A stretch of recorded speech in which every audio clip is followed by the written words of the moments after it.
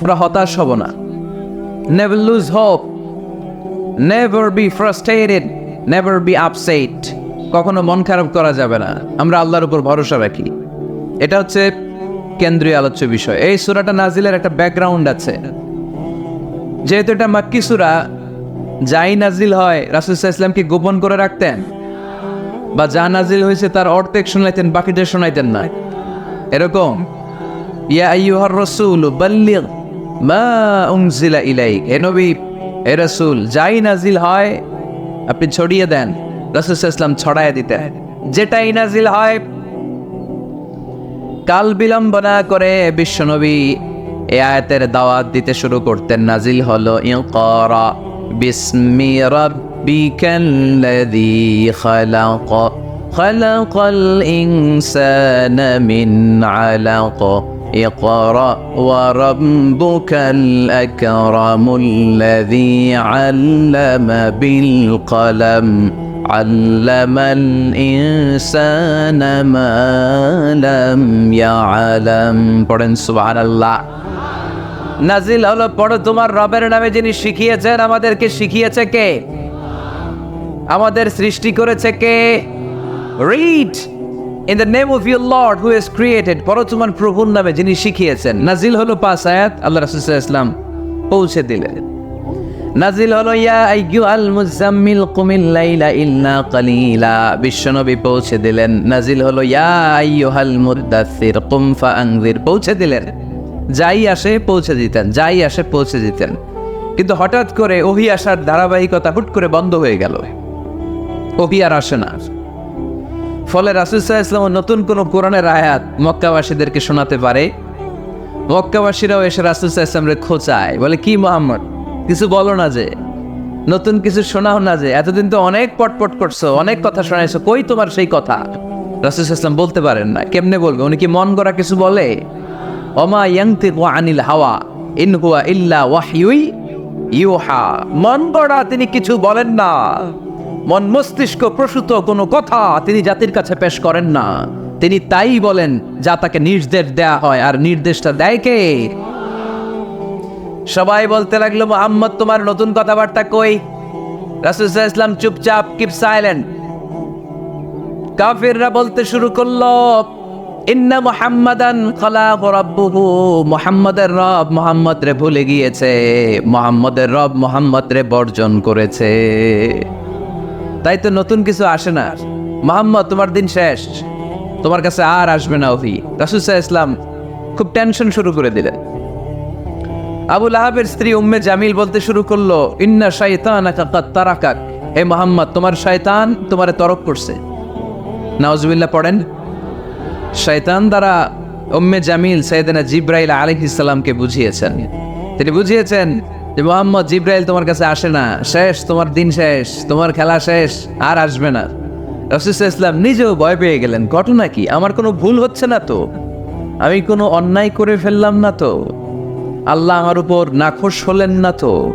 আমরাও মাঝে মাঝে এরকম ফ্রাস্ট্রেশনে ভুগি না?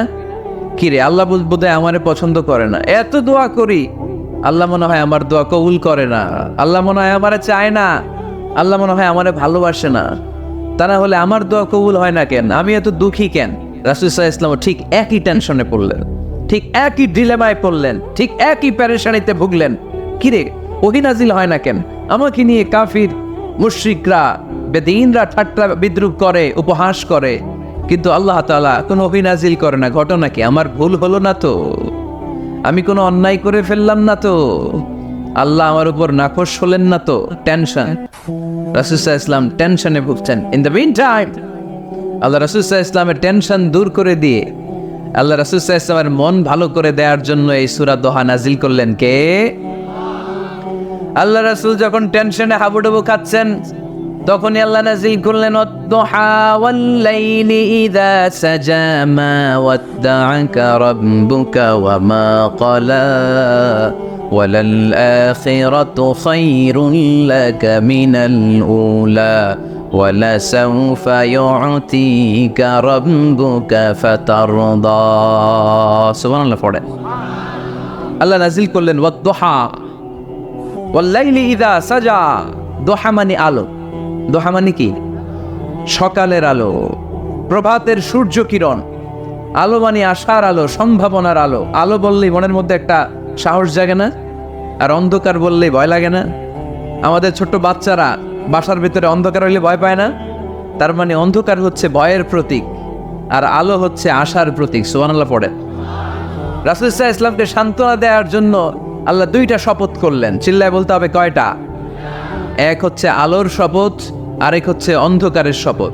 এক হচ্ছে, আরেক হচ্ছে ওয়াদ-দুহা, দোহার শপথ, প্রভাতের সূর্য কিরণের শপথ।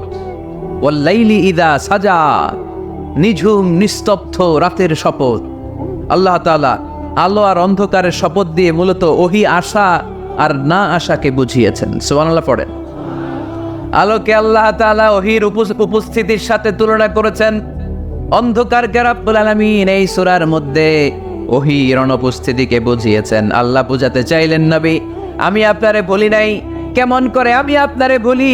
আপনি আমার হাবিব, ঠিক কি না? আপনি আমার খলিল না, আপনি আমার হাবিব।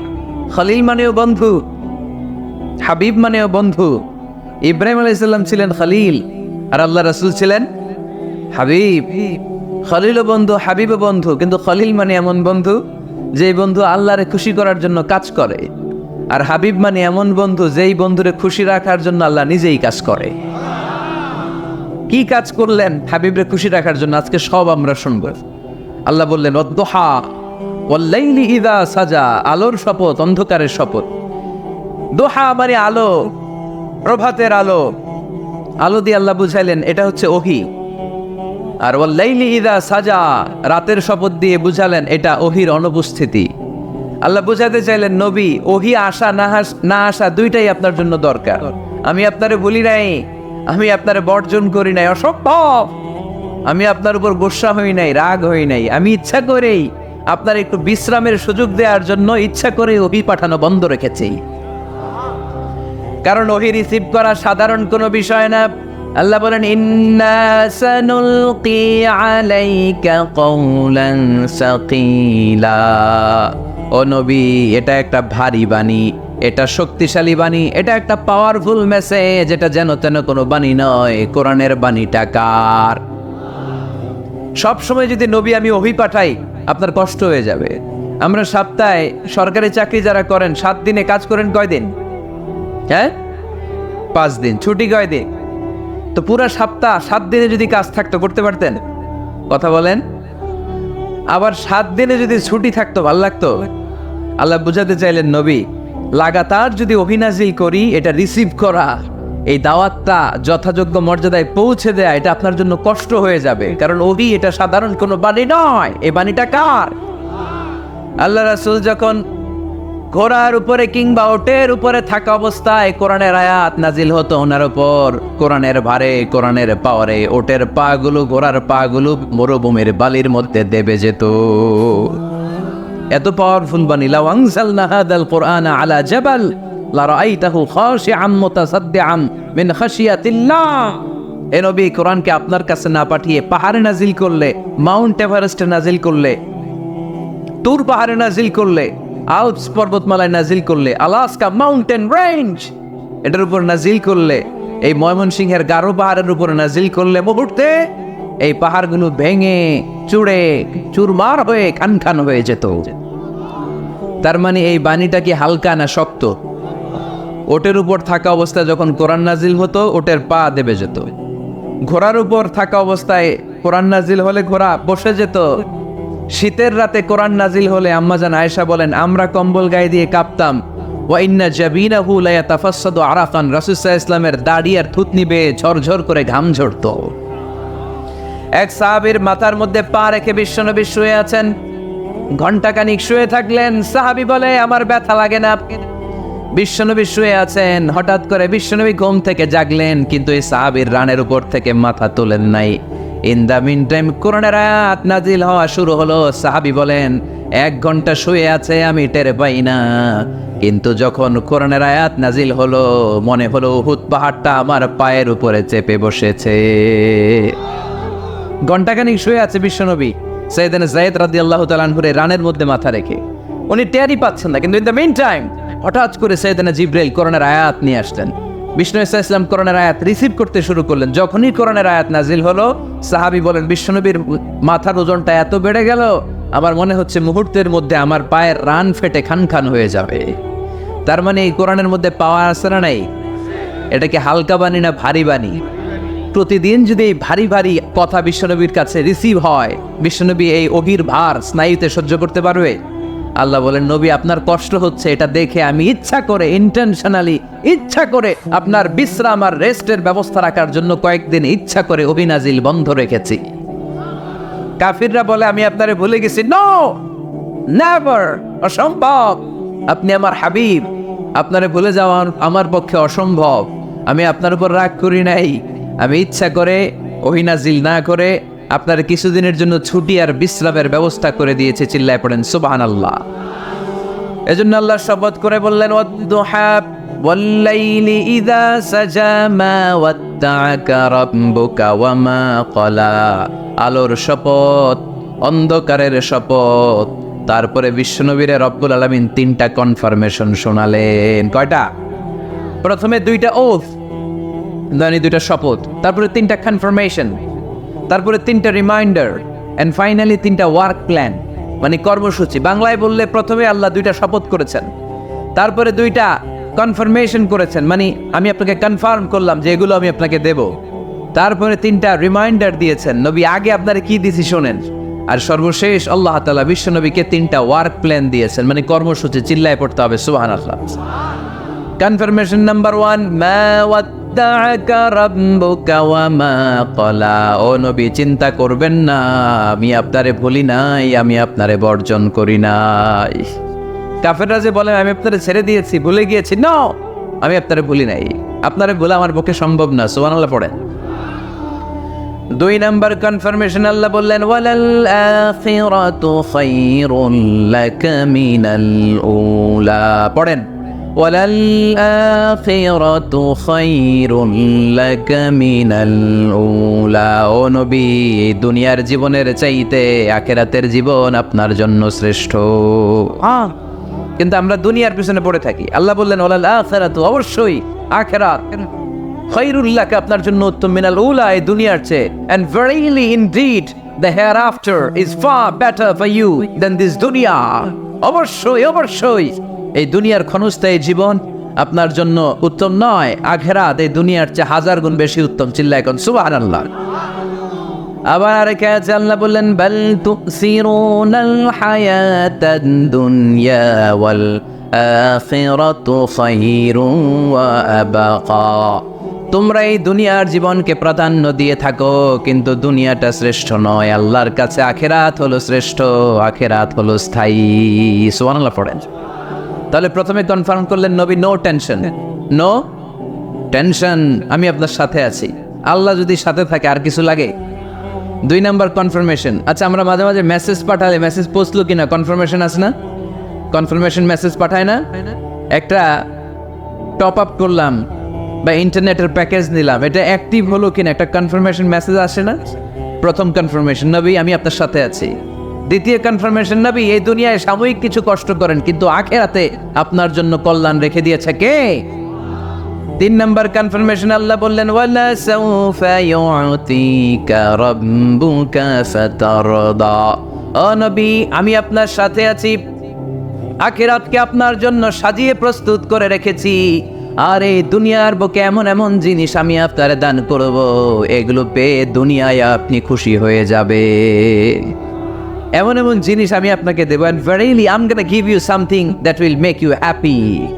ও নবী, এমন এমন জিনিস আমি মাক্কি জীবন থেকে শুরু করে until your death, আপনার মৃত্যু পর্যন্ত আমি দেব, এগুলো পেয়ে আপনি খুশি হয়ে যাবেন। সুবহানাল্লাহ। বাড়িতে যেয়ে বললেন, দিবে কে? খুশি করবেন কারে? বিষ্ণু ইসলামকে। খুশি করবেন কে? আর খুশি হবে কে? বিশ্বনবী। সুবহানাল্লাহ পড়েন। ওয়ালা সাউফা ইউতিকা রাব্বুকা ফাতারদা। নবী, এমন এমন জিনিস আমি আপনাকে দেব, আপনার এই পেরেশানি, দুঃখ, কষ্ট আপনার থাকবে না। কখনোই আমি আপনার মন খারাপ হতে দেব না। যখনই আপনি চিন্তিত, যখনই আপনি টেনশনে আছেন, যখনই আপনি পেরেশানিতে আছেন, এমন নাজ নেয়ামতার খোশামদেদ আপনারে শোনাবো, সুখের সংবাদ শোনাবো, ওই সংবাদ শুনে আপনি নবী খুশি হয়ে যাবে।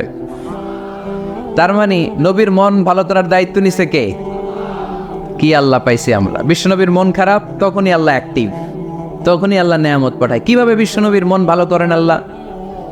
মক্কাতে বিশ্বনবী যখন দাওয়াতি কাজ শুরু করলেন, বিশ্বনবী দেখলেন মক্কায় দুইটা লোক আছে, এই দুই লোকের এক লোক যদি আমার ইসলামের ছায়ার তলে না আসে, তাহলে মক্কায় ইসলামের দাওয়াতকে বেগবান করা আমার জন্য কঠিন হয়ে যাবে। বিশ্বনবী ইসলামের মন খারাপ, হায় রে, এই দুইটার একজনও তো আমার কথা শোনে না, এই দুইজনের একজনও তো আমার দাওয়াত কবুল করে না। একদিন তাহাজ্জুদের সালাতে বিশ্বনবী ইসলাম কেঁদে কেঁদে আল্লাহর কাছে দোয়া শুরু করলেন। বিশ্বনবীর যে মন খারাপ, আল্লাহ তো এটা বোঝে টোঝে না, তাই না? আল্লাহ তো বোঝে দেখে না, না? তাহাজ্জুদের নামাজে ভারাক্রান্ত মন নিয়ে আল্লাহ রাসূল সাল্লাল্লাহু আলাইহি ওয়াসাল্লাম দোয়া করলেন, আল্লাহুম্মা আইজ্জাল ইসলামা বিআহাব্বির রাজুলাইনি ইনদাক। আল্লাহ, মক্কার দুইটা লোকের নাম তোমার কাছে বলবো আজকের তাহাজ্জুদের মুনাজাতে, দুইটা লোকের নাম তোমার কাছে তাহাজ্জুদের ফরিয়াদে আমি উল্লেখ করব। দুইটা লাগবে না, দুইজনের একজনরে দিলেই হবে। আল্লাহ রাসূল দোয়া করলেন, আল্লাহুম্মা আইজ্জাল ইসলাম বিআহাব্বির রাজুলাইনি ইনদাক। আল্লাহ, মক্কার দুইজনের একজনকে আমি চাই, এই দুইজনের যে কোনো একজন যেন কালিমা পড়ে মুসলমান হয়ে যায়। আল্লাহ রাসূল দোয়া করলেন, আল্লাহুম্মা আইজ্জাল ইসলাম বিআহাব্বির রাজুলাইনি ইনদাক বিউমর ইবনুল খাত্তাব আও আবি জাহল ইবনে হিশাম। আল্লাহ, হিশামের বেটা আবু জাহেল এরে দাও, নাইলে খাত্তাবের বেটা ওমর রে দাও। সুবহানাল্লাহ পড়বেন না? কিন্তু আল্লাহ রাসূলের দোয়া কবুল হয় না। আল্লাহ রাসূল অপেক্ষা করছেন। ইন দ্য মিন টাইম সাফা পাহাড়ের পাদদেশে আরকাম ইবনে দারিল আরকামের ঘরে বিশ্বনবী বসে বসে কোরআনের দাওয়াত লুকিয়ে লুকিয়ে দিচ্ছিলেন। সাইয়েদনা ওমর ফারুক তখনও কালিমা পড়েন নাই। তিনি বিশাল একটা নাঙ্গা তলোয়ার নিয়ে বিশ্বনবীকে আক্রমণ করার জন্য যখন দারুল আরকামের ঘরের দিকে ছুটে আসছেন, সাহাবারা বলতে শুরু করলো, নবী আপনি ওই দরজা দিয়ে তাড়াতাড়ি মুহূর্তেই পালিয়ে যান, ওমরে ফারুক তলোয়ার নিয়ে আপনার সামনে চলে এলে রক্ষা নাই। আল্লাহ রাসূল বললেন, তোমরা সরব, দরজাটা খুলে দাও, ওমরকে আমার সামনে তাড়াতাড়ি চলে আসতে দাও। আমার মনে হচ্ছে ওই যে তাহাজ্জুদের জায়নামাজে বসে চোখের পানি ছেড়ে আল্লাহর কাছে যে ওই দিন রাতে দোয়া করেছি, আজকে আমার দোয়াটা কবুল হতে চলেছে। আমার তো মনে হচ্ছে আমার দোয়াটা কবুল হতে চলেছে, সরে যাও। হামজা ইবনে আব্দুল মুত্তালিব চাচারে সরাই দিলেন। সাইয়েদনা ওমর ফারুক তলোয়ার নিয়ে এসে বিশ্বনবীর নূরানি চেহারার দিকে তাকিয়ে মুহূর্তেই কুপুকাত হয়ে গেলেন। তলোয়ারটা বিশ্বনবীর সামনে রেখে দিয়ে বললেন, আশহাদু আল্লা ইলাহা ইল্লাল্লাহ ওয়া আশহাদু আন্না মুহাম্মাদান আবদুহু ওয়া রাসূলুহু। আমি সাক্ষ্য দিলাম আল্লাহ ছাড়া কোনো ইলাহ নাই, আপনি মুহাম্মদ আল্লাহর রাসূল। বিশ্বনবীর মন খুশি হয়ে গেল। ওয়ালা সাউফা ইউতিকা রাব্বুকা ফাতারদা। নবী হে, অচিরে এমন এমন জিনিস আমি আপনারে দেব, আপনি পাবেন আর খুশি হবেন, পাবেন আর খুশি হবেন। আপনার মন খারাপ, আমি আল্লাহ নিজ দায়িত্বে মন ভালো করে দেব। পড়েন সুবহানাল্লাহ। সাইয়েদনা ওমর ফারুক মুসলমান হয়ে গেলেন। এবার আবু জাহেল, উতবা, শাইবা, ওয়ালিদ ইবনে মুগীরা এদের টনক নড়ে উঠল। কারণ ওমর ফারুকের মতো শক্তিশালী লোক মক্কায় দ্বিতীয়টা ছিল। উনি বললেন, ইয়া রাসূলুল্লাহ, আপনি কি সত্য নবী না? আল্লাহ রাসূল বললেন, হ্যাঁ সত্য নবী। এই কোরআন কি সত্য না? সত্য। ইসলাম কি সত্য ধর্ম নয়? এটাও সত্য। ওমর ফারুক বললেন, ফাফিমাল ইখতিফা, তাহলে লুকায় লুকায় কেন?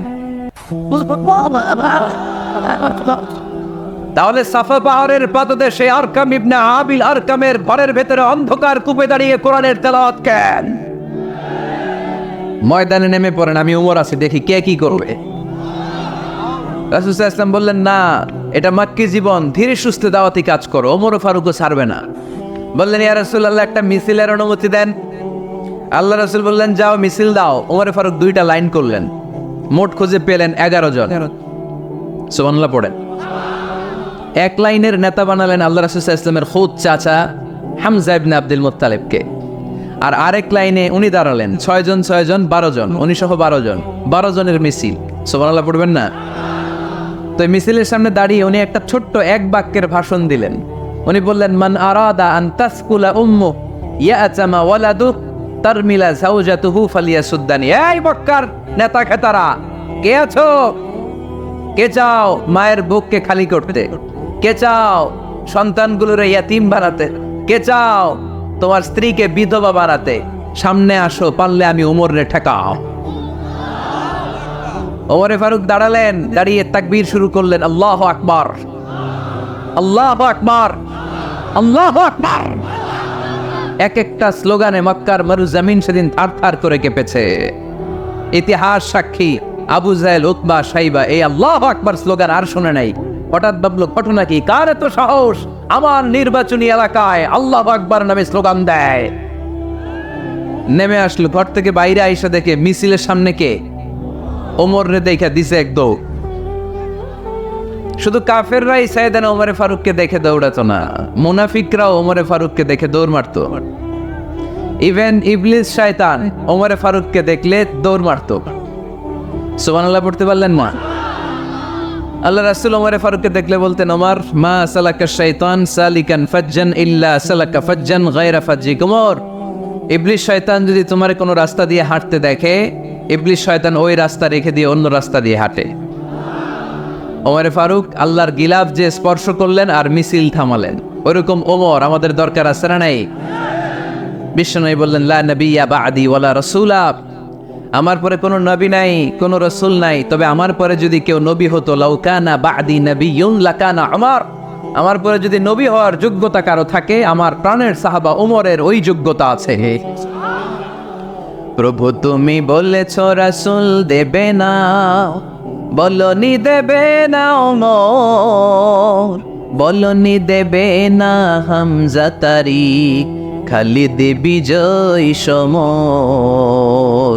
প্রভু তুমি বলেছ রাসূল দেবে না, বলনি দেবে না ওমর, বলনি দেবে না হামজা তারিক, খালিদ বিজয় সমর।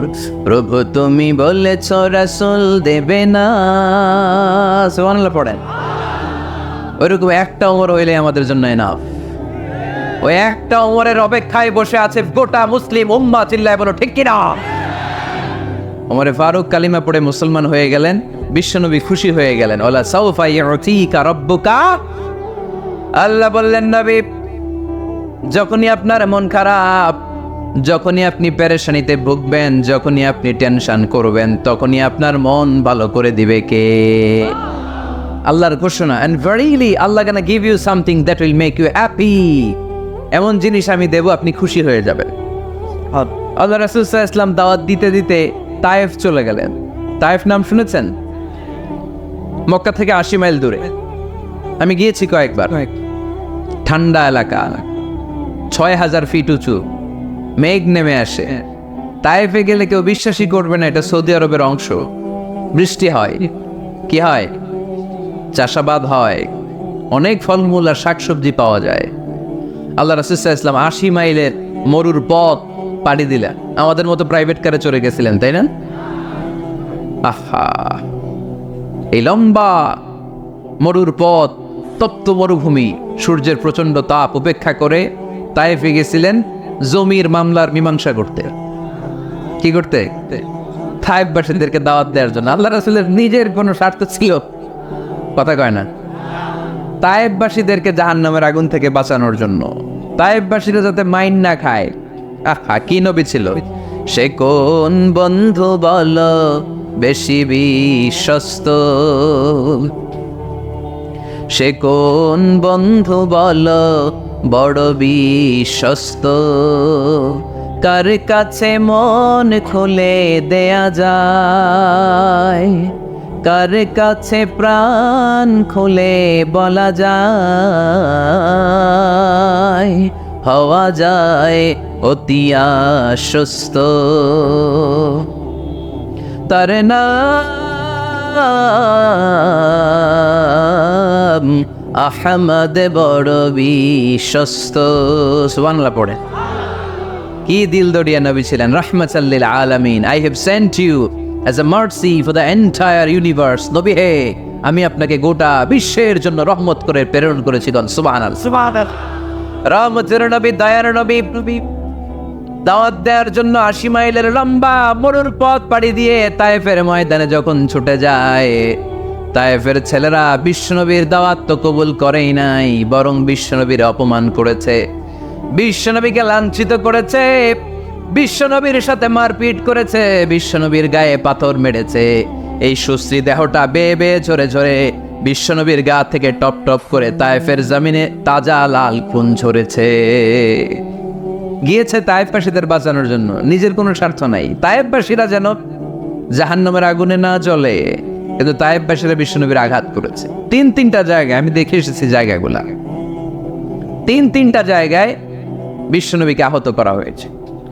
খেয়ে না খেয়ে দিন প্রচারের কাজে নিজেকে দিয়েছ বিলিয়ে, তায়েফের কাফিরেরা চিনল না সে আলো, দুষ্ট ছেলেদের পিছু দিল লেলিয়ে, পাথরের আঘাতে ক্ষত বিক্ষত হয়ে সারা শরীর থেকে রক্ত ঝরে।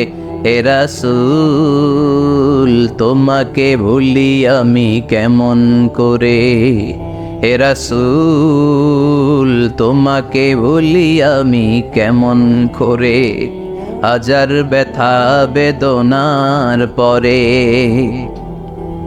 ফিরে আসনি তুমি আপন ঘরে, দিনের আলো তুমি ছড়িয়ে দিতে, চলে গেলে মদিনায় মক্কা ছেড়ে।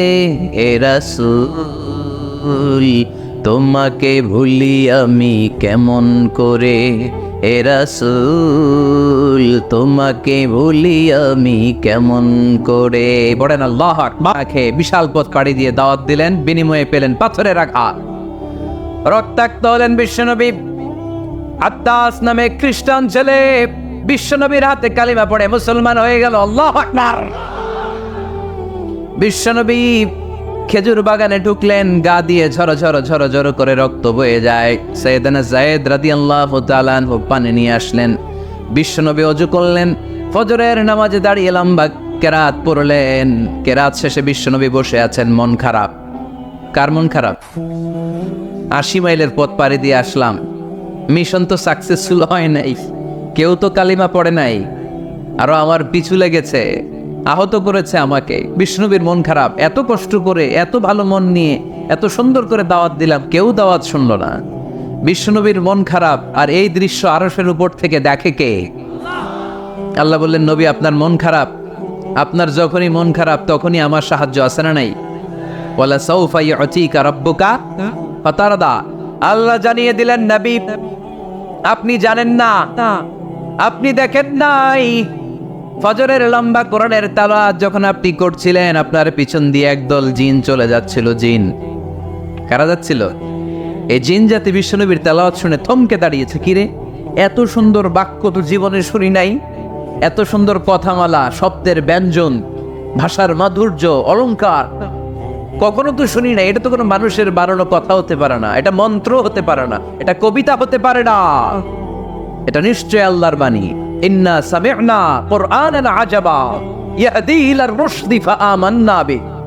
নিশ্চয় আমরা আজীব কোরআন শুনেছি, শুধু শুনেই ক্ষান্ত থাকবো না, যেই কোরআন শুনেছি ওই কোরআনের উপর বিশ্বাস এনে আমরা জিনেরা মুসলমান হয়ে গেলাম।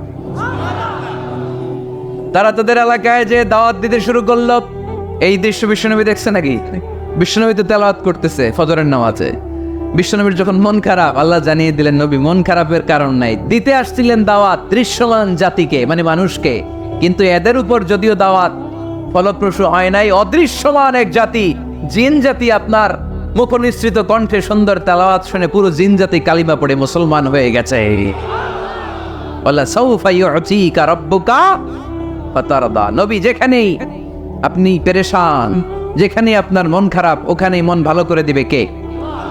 আল্লাহ রাসূল সাল্লাল্লাহু আলাইহি ওয়াসাল্লামের প্রিয়তমা স্ত্রী খাদিজাতুল কুবরা আত-তাহেরা রাদিয়াল্লাহু তাআলা আনহা ইন্তেকাল করলেন। রাসূল সাল্লাল্লাহু আলাইহি ওয়াসাল্লামের হৃদয়টা ভেঙে খান খান হয়ে গেল। চাচা আবু তালেব ইন্তেকাল করলেন, হৃদয়টা ভেঙে খান খান হয়ে গেল। চারদিক থেকে শত্রুতা বাড়তে শুরু করলো, কোনো দিক থেকে সাহায্য নাই। বিশ্বনবী আবার পেরেশান, কই যাব, কোথায় গেলে আশ্রয় পাবো, আমার তো কেউ নাই। কেউ আমার দুনিয়ায় বেঁচে নাই। প্রাণাধিক প্রিয় স্ত্রী খাদিজাতুল কুবরা দুনিয়া ছেড়ে বিদায় নিল। যেই চাচা আমার শেল্টার দিয়ে রাখতো কাফেরদের হাত থেকে, চাচাও চলে গেল। এখন আমি কই যাব? আল্লাহ বললেন, কই যাবেন? জায়গা পান না, আমার আরশে চলে আসেন, আমার আরশে চলে আসেন। সুবহানাল্লাযী আসরা বিআবদিহি লাইলাম মিনাল মাসজিদিল হারামি ইলাল মাসজিদিল আকসা। সুবহানাল্লাহ পড়েন। সাইয়েদনা জিব্রাইলকে দিয়ে আল্লাহ সারপ্রাইজ দিলেন তার নবীকে। কি দিলেন? সারপ্রাইজ শব্দটার সাথে পরিচিত না আমরা? হঠাৎ করে কাউকে এমন কিছু দেখালাম বা দিলাম সে কল্পনাও করে নাই। সাইয়েদনা জিব্রাইল মারফত আল্লাহ তাআলা তার প্রিয় হাবিবকে সারপ্রাইজ দিলেন। তিনি তার চাচাতো বোনের ঘরে শুয়েছিলেন। হঠাৎ করে সাইয়েদনা জিব্রাইল ঘরের ছাদকে উঠিয়ে ফেললেন, বিশ্বনবীকে শাঁ করে নিয়ে হাতিমে শুইয়ে দিলেন, গলার এখান থেকে নাভি পর্যন্ত ছিঁড়ে ফেললেন। এটাকে বলে ওপেন হার্ট সার্জারি। শাক্কে সাদার, সিনা চাক করলেন। আল্লাহ রাসূলের হৃদয়ে বের করে জামজামের পানি দিয়ে ধৌত করলেন। হৃদয়ে নূর, ঈমান, হিকমা, প্রজ্ঞা দিয়ে হৃদয়টারে আবার পরিপূর্ণ করলেন, আবার সেলাই করে দিলেন। তারপরে সরাসরি এখান থেকে বাইতুল মাকদাস, ওখান থেকে আল্লাহর আরশে নিয়ে গেলেন। আল্লাহ সাউফা ইউতিকা রাব্বুকা ফাতারদা। নবী, এমন এমন জিনিস আমি আপনারে দেব, আপনি তো নিয়ে কুল পাবেন না। যখনই আপনার মন খারাপ তখনই আমার দেয়া নেয়ামত আপনার জন্য আছে না নেই? মেরাজে চলে গেলেন, রবের সাথে সাক্ষাৎ করে দুনিয়ায় আসলেন। আসার পরে মক্কার লোকেরা আবার বিশ্বনবীকে হত্যার ষড়যন্ত্র শুরু করে দিল। বিশ্বনবী ডানে যাওয়ার জায়গা পায় না, বায়ে যাওয়ার জায়গা পায় না, সামনেও যেতে পারে না, পেছনেও যেতে পারে না। আল্লাহ বললেন, নবী এই এলাকায় আর থাকার দরকার নাই, আপনি মদিনায় চলে যান। তবা তয়বা মদিনাতুন নবী, পবিত্র শহর, যে শহরের মাটিতে বরকত, যে শহরের বালুতে বরকত। চিল্লায় পড়েন সুবহানাল্লাহ।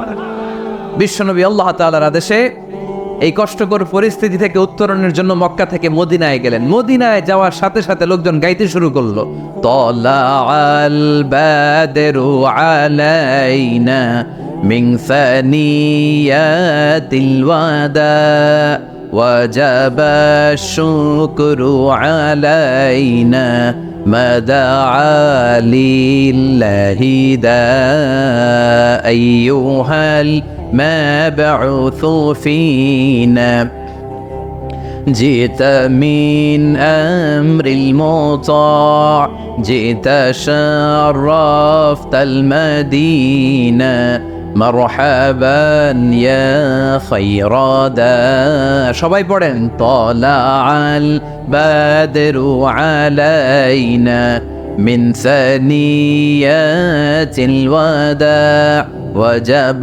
الشكر علينا ما دعا لله دا সুবহানাল্লাহ পড়েন।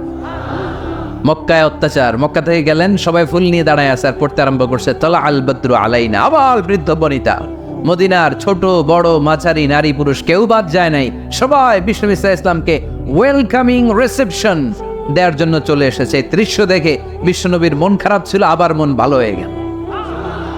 এজন্য আল্লাহ বললেন, ওয়াদ-দুহা ওয়াল-লাইলি ইযা সাজা মা ওয়াদ্দাআকা রাব্বুকা ওয়া মা ক্বালা ওয়ালাল-আখিরাতু খায়রুল লাকা মিনাল উলা ওয়ালাসাউফা ইউতিকা রাব্বুকা ফাতারদা। সুবহানাল্লাহ পড়েন আওয়াজ করে, আল্লাহ সাউফা ইউতিকা রাব্বুকা ফাতারদা। এ নবী, এমন এমন জিনিস দিব আপনি খুশি হয়ে যাবেন, খুশি হয়ে যাবেন। মদিনাতে যে আল্লাহ রাসূল সাল্লাল্লাহু আলাইহি ওয়াসাল্লাম মসজিদে নববী প্রতিষ্ঠা করলেন, আল্লাহ তাআলা কিবলা চেঞ্জ করে দিলেন। আগে পড়তো মক্কার দিকে নামাজ, এখন পড়ে ফিলিস্তিনের দিকে নামাজ। 16 থেকে 17 মাস রাসূল সাল্লাল্লাহু আলাইহি ওয়াসাল্লাম ফিলিস্তিনের দিকে, মানে ইহুদিরা যে দিকে নামাজ পড়ে ওই দিকে হয়ে নামাজ পড়লেন। কারণ আদেশটা কার? জোরে বলেন সবাই, আদেশটা কার? কিন্তু নবীর মন মানে না।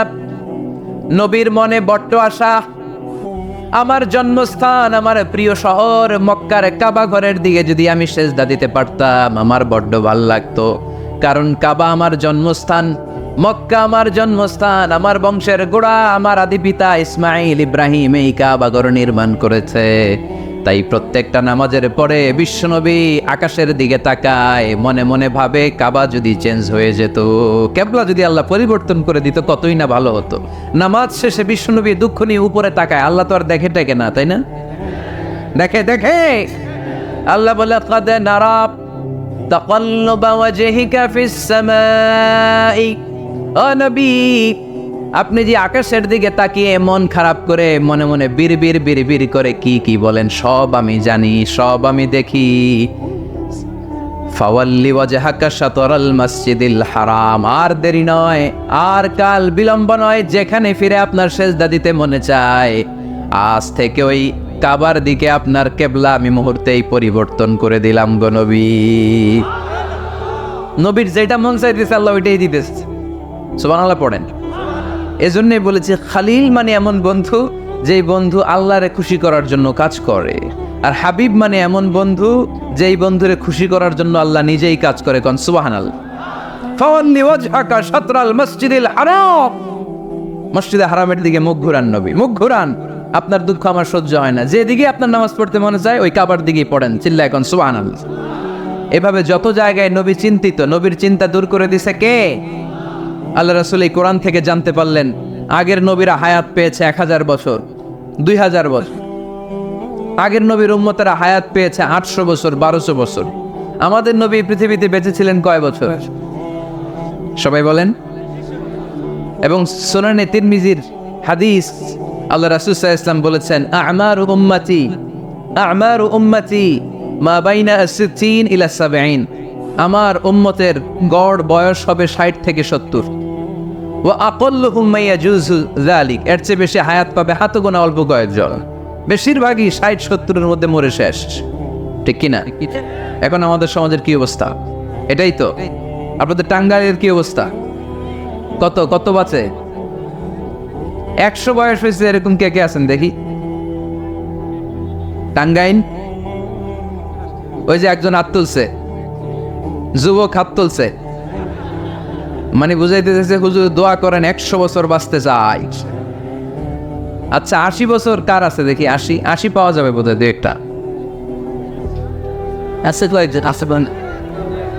ওই যে মাশাআল্লাহ মাশাআল্লাহ মাশাআল্লাহ, এই যে চাচারা আছে, আল্লাহ কবুল করুক, আল্লাহ আরো হায়াত বাড়ায় দেখ। 50 আছেন কে কে দেখি? 50? অনেক অনেক, হাত নামান হাত নামান, অনেক হায়াত পেয়েছেন আপনারা, আল্লাহ আরো হায়াত দেখ, আরো হায়াত দাস করুক পরে। আমিন। আমার উম্মতি মা বাইনা 60 ইলা 70, আমার উম্মতের গড় বয়স হবে 60 থেকে। এই কথা শোনার পরে বিশ্বনবী আবার কাঁদতে শুরু করলেন, কারণ বিশ্বনবীর টেনশন হচ্ছে আগের উম্মতের হায়াত পাইছে বেশি, ইবাদত করছেও, আমার উম্মত হায়াত পাইছে কম, ইবাদতের সুযোগও। হায় রে, আমার উম্মতের কি হবে? আমার উম্মতের কি হবে? এই নবী তো এমন নবী, সব নবীকে আল্লাহ একটা দোয়া করার সুযোগ দিয়েছিলেন, যে দোয়াটা করা মাত্রই কবুল। এটাকে আরবিতে বলে দাওয়া মুস্তাজাবা, লিকুল্লি নবিয়িন দাওয়া মুস্তাজাবা। সব নবীকে আল্লাহ একটা করে দোয়া করার সুযোগ দিয়েছে, আর এই দোয়াটা করা মাত্রই কবুল। আর সব নবীরা দুনিয়াতেই ওই দোয়া করে ফেলেছে। আল্লাহ রাসূল সাল্লাল্লাহু আলাইহি ওয়াসাল্লাম বলেছেন ওয়া ইন্নী আখতাবিউ দাওয়াতি শাফাআতান লি উম্মতি ইয়াউমাল কিয়ামা, ওই দোয়াটা আমি দুনিয়ায় করি নাই,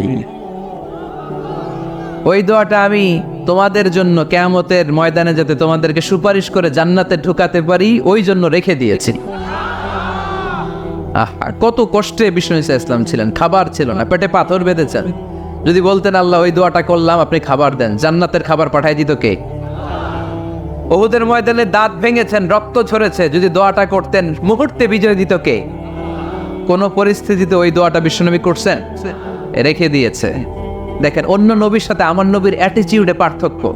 অন্য নবীরাও চাইলে রাখতে পারতো এদের উম্মতের জন্য, না, বিপদের দিনে ওটা কাজে লাগাই ফেলছে।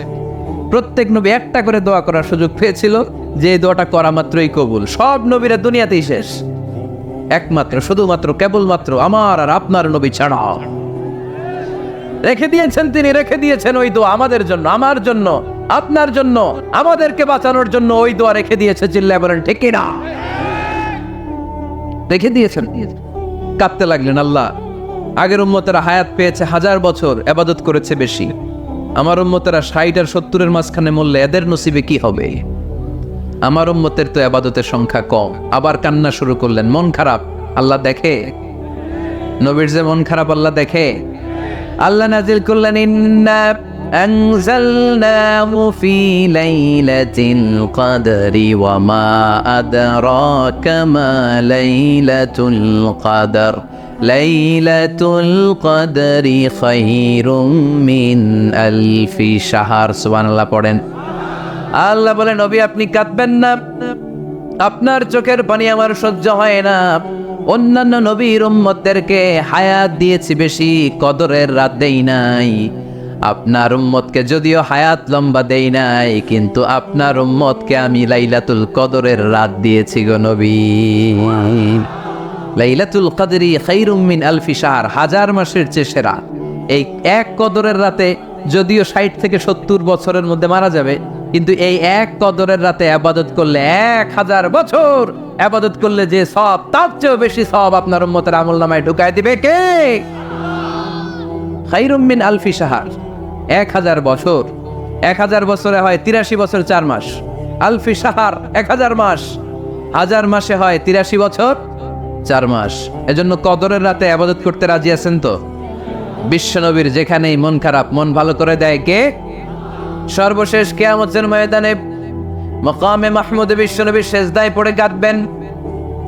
আল্লাহ বলবেন, জিব্রাইল যাও, দুনিয়ায় কান্না সহ্য করতে পারি নাই, আজ কিয়ামতের ময়দানেও আমি আমার নবীরে কাঁদতে দেব না। ইযহাব ইয়া জিব্রাইল কুল লাহু মা ইউবকিক, যে আমার নবীরে বলো, নবী আপনি কাঁদেন কেন? সাইয়েদনা জিব্রাইল যে বললেন, নবী আল্লাহ জিজ্ঞেস করেছেন আপনার কান্নার কারণ কি। বিশ্বনবী তখনও সেজদা থেকে মাথা তোলেন না, সেজদায় পড়ে উত্তর দেয়, উম্মতি উম্মতি উম্মতি উম্মতি রব্বি হাবলি উম্মতি। আল্লাহ আমার গুনাহগার উম্মতের কি হবে? আল্লাহ আমার উম্মতের কি হবে? আল্লাহ আমার উম্মতের কি হবে? আল্লাহ বললেন, জিব্রাইল তাড়াতাড়ি যাও, আমার নবীর কান্না আমার সহ্য হয় না। আমার নবীর কানে কানে যে বলো, ইন্না সানুরদিকা ফি উম্মাতিক, দুনিয়াতে যেমনি আপনি পেরেশান অবস্থায়, মন খারাপ অবস্থায় আমি আপনার মন ভালো করে দিয়েছি, আজকে আপনার উম্মতের ব্যাপারও এমন একটা ঘোষণা আসবে, ওই ঘোষণা পেয়ে আপনি আজও খুশি হয়ে যাবেন গরবি, আজও খুশি হয়ে যাবেন। এর ফারাসাক, নবী আপনি মাথা তোলেন, মাথা তোলেন, আর সেজদায় পড়ে থাকবেন না। এর ফারাসাক, মাথা তোলেন। সাল তুতা, কি চাইবেন চান দিয়ে দেব।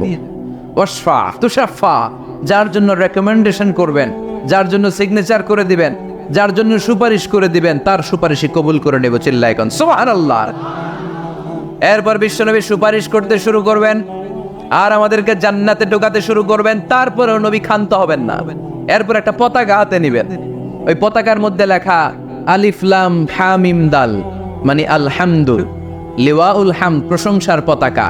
ওইটা নিয়ে জান্নাতের দরজার সামনে দাঁড়াবেন। তখনও পেরেশান, সবাইকে নিয়ে, উম্মতের সব জান্নাতীদেরকে নিয়ে বিশ্বনবী দরজার সামনে দাঁড়িয়ে নক করবেন। ভিতর থেকে জিজ্ঞেস করা হবে, মান আন্ত, কে আপনি? আল্লাহ রাসূল বলবেন, আনা মুহাম্মদ। তখন রক্ষী ফেরেশতা বলবে, ঠিক আছে, আল্লাহ বলেছে আপনার আগে কারো জন্য যেন এই দরজা না খুলি। মুহূর্তের মধ্যে জান্নাতের দরজা খুলে দেয়া হবে। বিশ্বনবী প্রশংসার পতাকা নিয়ে সব উম্মতকে নিয়ে জান্নাতে ঢুকে যাবে। ওয়ালা সাউফা ইউতিকা রাব্বুকা ফাতারদা, নবী গো আপনি নিরাশ হবেন না, ভয় পাবেন না, হাল ছেড়ে দিবেন না, আমার উপর ভরসা রাখেন। আপনার বিপদ আছে যেখানে, আমি আল্লাহ। বিশ্বনবী যেখানে বিপদে পড়েছেন, বিপদ থেকে উত্তরণ করেছে কে? এরপরে বিশ্বনবীর আল্লাহ স্মরণ করাই দিচ্ছেন, নবী আলাম ইয়াজিদকা ইয়াতীমান ফাআওয়া ওয়া ওয়াজাদাকা দাল্লান ফাহাদা। সুবহানাল্লাহ পড়ে। তার মানে শপথ, রাতের শপথ, দিনের শপথ শেষ, কনফার্মেশন শেষ, এবার রিমাইন্ডার, স্মরণ করাই দিচ্ছে, নবী গো আলাম ইয়াজিদকা ইয়াতীমান ফাআওয়া, আমি কি আপনার ইয়াতীম পাই নাই? আল্লাহ রাসূল সাল্লাল্লাহু আলাইহি ওয়াসাল্লাম যে ইয়াতীম ছিল জানেন? দুনিয়ায় আসার আগেই বাবা হারিয়েছেন, 6 বছর বয়সে মা হারিয়েছেন, মা ইন্তেকালের পরে দাদা আব্দুল মুত্তালিবের কাছে মানুষ হয়েছেন মাত্র 2 বছর। আল্লাহ রাসূলের বয়স যখন 8, দাদাকেও হারিয়েছেন। তারপরে চাচার কাছে এতিম নবী মানুষ হয়েছেন। আল্লাহ বললেন, নবী টেনশন কিসের, ওই যে আপনি ছোট্টবেলায় এতিম ছিলেন, আমি নিজে আপনার চাচার মাধ্যমে আপনার লালন পালনের ব্যবস্থা করে দিয়েছি। সুবহানাল্লাহ। আলাম ইয়াজিদিকা ইয়াতীমান ফাআওয়া, আপনি ইয়াতীম ছিলেন, আমি আপনার লালন পালনের ব্যবস্থা করলাম। ওয়া ওয়াজাদাকা দাল্লান ফাহাদা, আপনি পথ খুঁজছিলেন, আমি পথ দেখিয়েছি। আপনি ছিলেন দল্লান, দল শব্দের একটা অর্থ হচ্ছে ভ্রষ্ট বা গোমরাহ। আল্লাহ রাসূল কি ভ্রষ্ট ছিল, গোমরাহ ছিল? না, আল্লাহ রাসূল ভ্রষ্ট ছিলেন না, গোমরাহ ছিলেন না। যদিও অফিসিয়ালি তিনি 40 বছর বয়সে নবী হয়েছেন, কিন্তু ওনার 40 বছরের আগের জীবনেও আমাদের জন্য অনুকরণীয় অনুপম আদর্শ। চিল্লায় বলেন ঠিক কি না? এখানে দলের অর্থ হচ্ছে, নবী, you are searching the right way, then I guided you to the right way. You are searching the truth, আপনি সত্য পথ খুঁজছিলেন, খুঁজে পাচ্ছেন না, কোনটায় আপনি পথ হারা পথিকের মতো খুঁজছিলেন। অনেক সময় হয় না কি রে, টাঙ্গাইল যাব, রাস্তা কি এইটা না ওইটা? মাঝে মাঝে আমরা দোদুল্যমান থাকি, আছে না নাই? আল্লাহ বললেন, নবী আপনি সত্য খুঁজছিলেন, সত্য কি এদিকে না ওদিকে? আমি বললাম, নবী ওই দিকে নয়, আপনি এই দিকে যান। এভাবে আমি আপনার পথ দেখিয়েছি। চিল্লায় এখন সুবহানাল্লাহ। আমরা যখন পথ ভুলে যাই, পথ দেখায় কে? জোরে বলতে হবে কে? আমি যদি কোনো দিন পথ ভুলে যাই, হাত ছানি দিয়ে কাছে নিও, মমতার বন্ধনে আমায় বেঁধে সব ভুল ক্ষমা করে দিও। পড়েন, আমি যদি কোনো দিন পথে ভুলে যাই, হাত ছানি দিয়ে কাছে নিও, মমতার বন্ধনে আমায় বেঁধে সব ভুল ক্ষমা করে দিও। চিল্লায় পড়তে হবে আমিন। এটা কিন্তু একটা দোয়া, যদি আল্লাহ পথ ভুলে যাই পথ দেখায় দিও। প্রতিদিনই কিন্তু এই দোয়াটা পড়ি সূরা ফাতিহায়, ইহদিনাস সিরাতাল, সবাই বলেন ইহদিনাস সিরাতাল, ও আল্লাহ, show us the right path, show us the correct path, show us the straight path.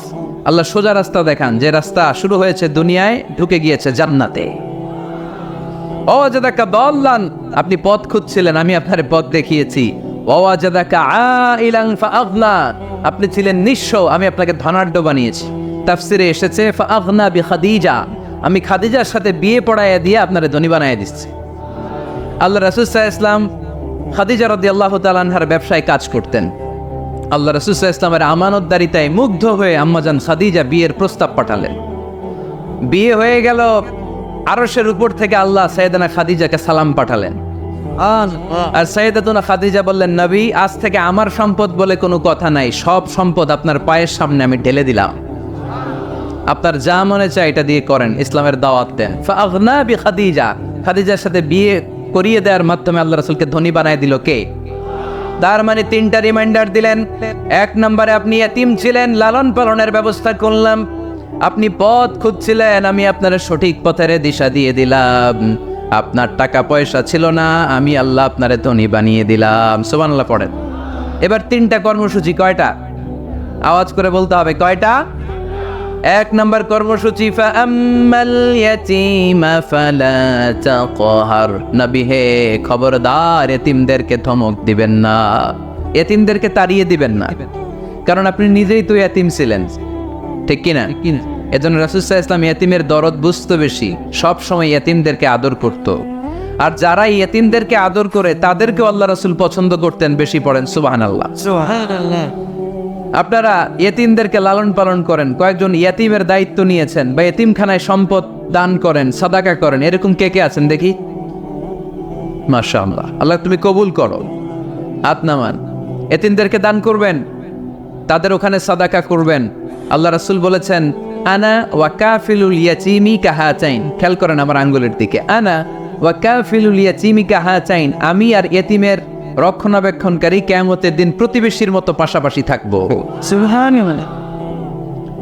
এক সাহাবী এসে বললেন, ইয়া রাসূলুল্লাহ, আমার হৃদয়টা বড্ড শক্ত, হৃদয় নরম হয় না, চোখ দিয়ে পানি নামে না, কি করব? ইশতাকি কাসওয়াতাল কলব। আল্লাহ রাসূল বললেন, হৃদয় নরম করতে চাও? ইরহামিল ইয়াতীম, এতিমের উপর রহম করো। ওয়ামসাহ রাসা, এতিমের মাথায় হাত বুলিয়ে দাও। ওয়া আতঈমহু মিন তাআমিক, তুমি যা খাও সেখান থেকে এতিমের সাথেও খাবার শেয়ার করো, তালিনু কলবুক, তোমার হৃদয়টারে নরম করে দিবে কে? এজন্য যাদের চোখ দিয়ে পানি আসে না, হৃদয় বড্ড শক্ত, কবে যে লাস্ট কাঁদছিলেন ভুলে গেছেন? এরকম আছে না নাই? শেষ কবে যে কাঁদছিলাম মনে নাই? চোখ দিয়ে পানি নামে না, হৃদয় শক্ত। এতিমের মাথায় একটু হাত বুলায় দিয়েন, এতিমখানায় একটু সম্পদ পাঠিয়ে দিয়েন, ওদের সাথে বসে একটু খাবার দাবার খাইয়েন, আপনার হৃদয়টারে নরম করে দিবে কে?